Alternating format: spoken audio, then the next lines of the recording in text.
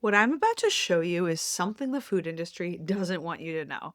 A few months ago, one of my clients, let's call her Susan, came to me completely frustrated. She said, Dr. Anna, I'm eating healthy, I'm doing everything right, but I keep gaining weight and I don't understand what's happening. So I asked her to send me her grocery list, and when I looked at it, I immediately saw the problem. Her list was full of foods that are labeled healthy. They're foods that you see all these things on the package, foods marketed as good for us, foods most people think are perfect for weight loss. But here's the truth, those exact foods were the reason Susan couldn't lose weight. And today I'm going to show you her actual grocery list. We'll talk about what was wrong with it and exactly what we swapped these things for. Because if you're eating healthy but you're still gaining weight, this might be why. Now, if we haven't met yet, I'm Dr. Anna, your Med Diet Doc. I'm a medical doctor and I've helped thousands of adults lose weight and keep it off using simple, sustainable approaches. And I do this both in my clinical work and here online.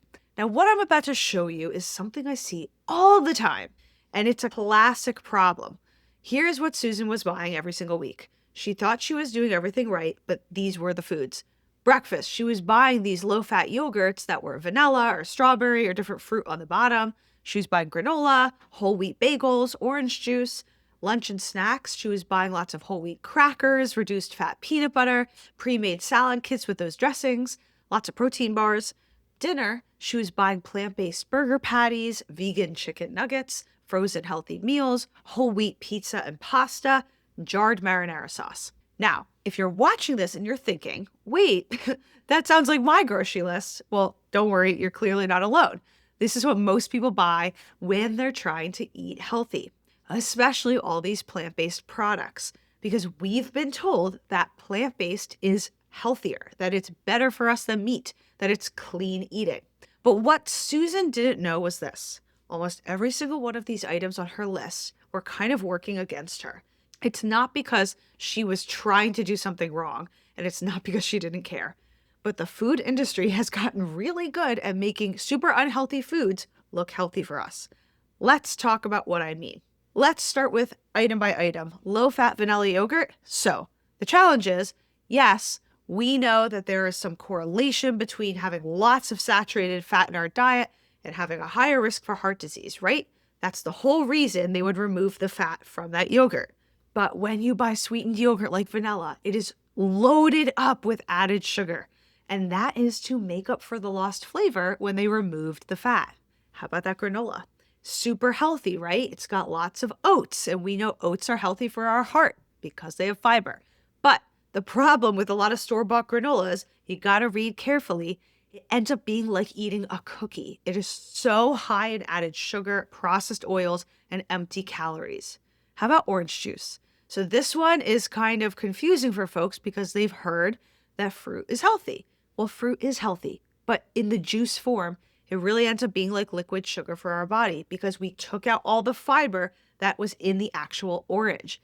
And the fiber was what helped slow down our body processing that sugar in the fruit.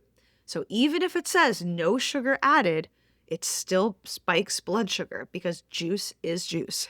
Now, how about the whole wheat crackers and the whole wheat bagels? Again, we've been taught that we need to eat whole wheat. Why is that? Because whole grains have lots of healthy fiber. But the problem is, even if we're using whole wheat flour, in these products, they're still considered ultra processed because of everything else they're adding back in.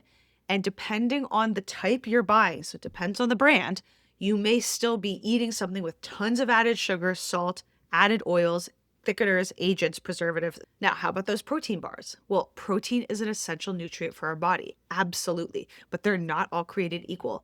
Unfortunately, many brands are building these things basically like glorified candy bars with some protein powder added into it. Now, here's the big one, the plant-based processed products. So, Susan was buying plant-based burger patties and vegan chicken nuggets because she was taught that this is healthier than meat. When we flipped the package over and I had her look at the ingredient list, this is what we saw. One of the main ingredients in there was salt and then sugar, and then lots of added oils, fillers, thickeners, preservatives, chemicals, all to make it taste like meat. But ultimately, the product was ultra processed. because it was designed in a lab, it was engineered for the flavor and tastiness, and for it to last a long time on the shelf, not necessarily designed for your health. And this is really hard for people to understand. Just because something is plant-based doesn't necessarily mean it's automatically healthy. Here's what I want you to understand. Whole foods are always better than these ultra-processed foods, even if the intention is for the product to be good. So whether this is taking really lean ground beef from a healthy animal, eating real chicken, real fish, or real beans, real lentils, real chickpeas, the real plant-based protein sources, all of those are better for us because they're all whole foods. And all of these provide us with real nutrition. But a vegan patty made in a factory with 30 ingredients that you can't really pronounce, that is not a health food. That is marketing.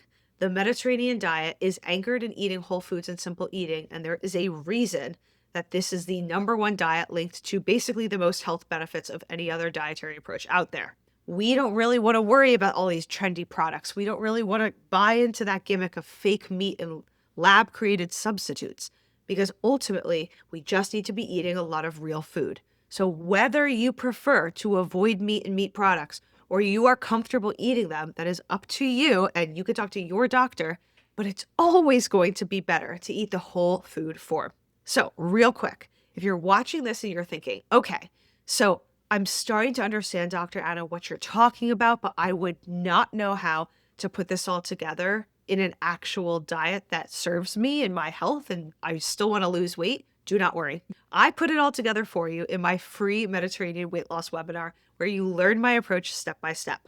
You can learn about what to buy, what to avoid, how to build meals to support weight loss, how to make this work in your real life so that it's enjoyable and sustainable. You can register for the free webinar by clicking the link in the description below this video. Or if you're watching this on a TV, grab your phone, open up the camera app, and scan this QR code that you see on the screen. It will allow you to register for it by popping up right in your phone. So now let's talk about exactly what we did swap Susan's list to. We talked about the issues, but here's what I actually had her buy instead. I didn't throw everything out. We didn't make it super complicated. We just made some simple swaps to whole foods. So instead of her low-fat vanilla yogurt that she liked, I had her start to buy plain Greek yogurt. I let her decide about the fat content because Greek yogurt variety is higher in protein and automatically has a creamier texture, even if you're buying the reduced fat or even the fat-free kind. So I wanted her to choose the one she liked. She ended up adding her own sweetener because she liked the sweet flavor, but she could control the amount of added sugar she put in. Plus, I had her add whole form fruit to her breakfast. A lot of the times, this was sliced up strawberries or raspberries, but it sometimes was also banana. Sometimes it was mango or pineapple.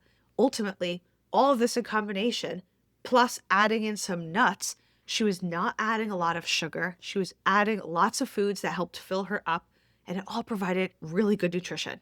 So how about the granola part? Well, instead of her buying the store-bought granola, I had her opt for some very crunchy seeds or nuts and a small amount of homemade granola that she could quickly put together: oats, honey, almonds, and a little bit of oil. Toasted in the oven, super simple, real ingredients and real energy. Instead of the orange juice, yeah, I had her buy actual oranges. Big shocker there. Plus, I told her, if you like the drink flavor of orange, squeeze some orange into some sparkling water, for example, and it's going to completely change what it does to your blood sugar. The fiber slows down the blood sugar response. It helped Susan stay full after her meal without getting a headache.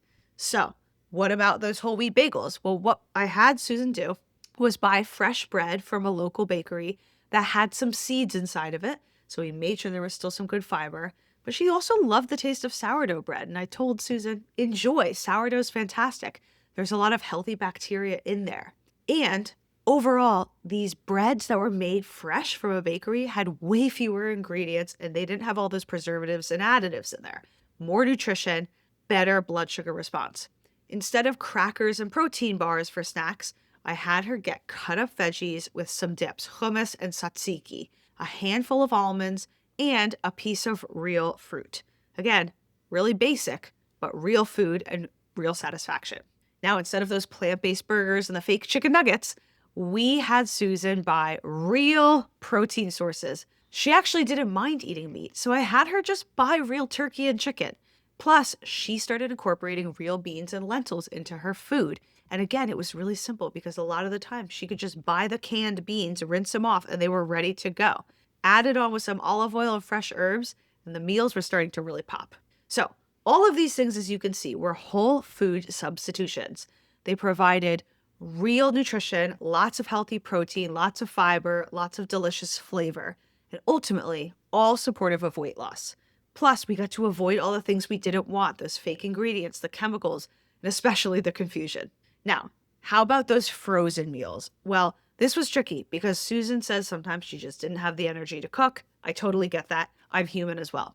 We had her opt for simple dinners that she could make in 15 minutes or less. Getting a piece of fish or chicken that she could pan sear, steaming some vegetables, drizzling on top olive oil, some vinegar like balsamic, herbs, spices, some garlic or onion powder, and she was done. Now, with the jarred marinara sauce, this was a tricky one because she thought, I don't understand. It's all like fat-free inside. It's mostly just tomatoes. Right. The problem is there was tons of added sugar. And when she could just opt for a can of crushed tomatoes plus garlic and olive oil herself and add a little bit of pinch of salt, there was actually way more flavor. And we didn't have to deal with all that blood sugar spike. So here's what happened next. Within 2 weeks, Susan told me, I'm really not hungry the way I used to be. Like, I have some cravings, but they're so much less. And I feel energetic throughout my day, and I'm drinking less caffeine. And it's amazing because I'm not really thinking about food as much as I used to. Now, the last part is huge. She wasn't thinking about food as much as she used to. The reality is when we're eating processed foods all day long, even if they're labeled healthy, even if we think they fit into our diet and they're clean, the problem is our brain is constantly thinking about food because those foods were designed to specifically be super tasty. So it affects our brain's response to the foods themselves. So we're always thinking, what's my next meal? What am I going to have for a snack? Am I hungry? Am I just craving something? And then we end up getting stressed out about this and often making poor choices. When Susan was able to switch to these more whole food approaches and she could create these balanced meals for herself, that food noise stopped. Plus, Susan lost 11 pounds in the first month and a half.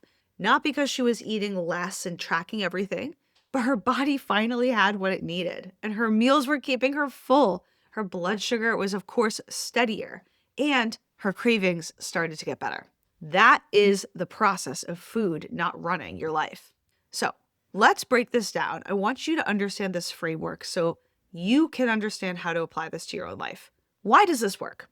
Once we can clean up the food quality and we can structure the meals correctly, it is so simple to replicate this over and over to support our what is called metabolism. So I like to teach this framework I call the perfect meal formula for applying this really simply. That is, a perfect meal, according to the formula, is one that includes protein, healthy fats, fiber from real whole foods, and natural flavorings, things like herbs, spices, foods and ingredients that provide our body with all these anti-inflammatory properties, which are amazing. When meals are built this way, weight loss literally gets easier.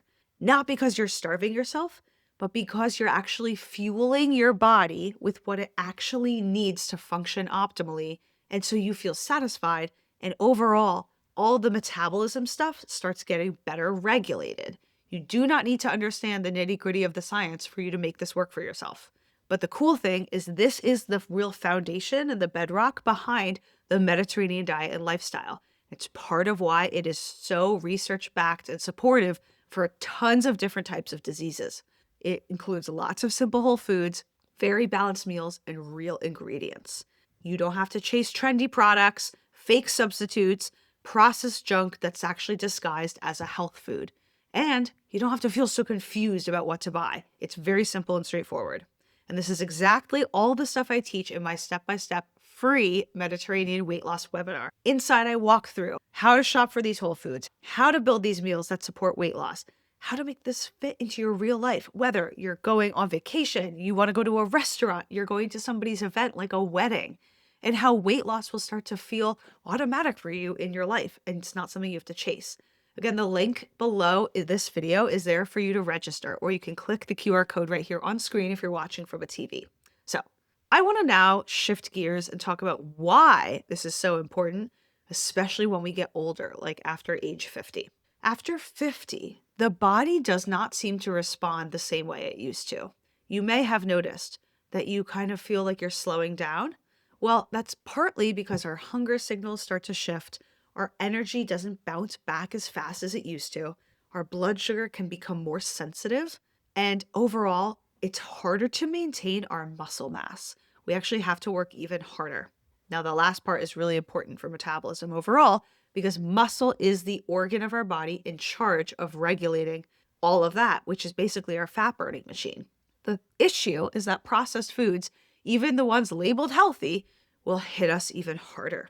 This is why so many people constantly are telling me, Dr. Anna, I used to be able to eat whatever I wanted. Now everything makes me gain weight. It's not because your body is broken or that you screwed up. It's that your body needs better support now. We need to use different tactics. When you are able to give your body these better approaches, things like eating whole foods, making our meals really balanced with a very simple structure, I'm telling you, the weight loss starts to just happen automatically. It becomes sort of an unintended consequence of your normal daily routine. So at this point, I want you to do the following. If this video has been helpful for you and you're starting to see your grocery list differently, you're starting to think about your meals a little bit differently, you've had some aha moment, it's so important that you send this to 3 people who you know are also trying to lose weight. Doesn't matter who it is, your neighbor, your housemate, your friend, your coworker. You may be the reason that person finally stops feeling so stuck. And if you want my full Mediterranean weight loss approach with a step-by-step guidance, do not forget to sign up for my free Mediterranean weight loss webinar. Again, the link to register is below this video in the description, or you can scan the QR code on screen right here. Now, in my next video, I want you to jump into breaking down all of the other things you need to know to make this really stick for you long term. If you're trying to lose weight, you probably don't want to deal with regaining it back. And I go through all of the tactics and the ways that you can think about keeping the weight off long term. Jump into that video. I'll see you over there.